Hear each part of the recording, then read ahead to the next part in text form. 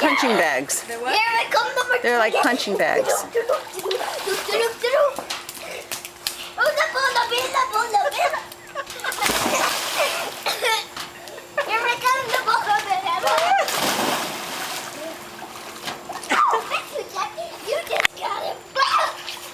I picked up, like, whenever I go to Target, they have the dollar bins.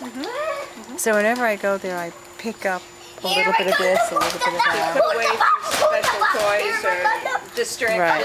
I've had them for like a year or This thing two. pulled out just before it came over here. What? These things had just They pulled out. pulled out of the toy cabinet. So I had to blow It's them. good. Idea. They love picking candy. Well, I'm glad. I'm glad. This is the weeks that the tangerines come into full. After Turpacs ever move, I'm going to plant a tangerine. But, you know, if I were to do it right now, they'd throw some kind of a fit, and it isn't worth going around the block with it. You could probably put it in a So pot. you put it in between you and Woody. I could, but they'd see it. So why would they? You know, see, nobody really knows what we put up there unless you live there.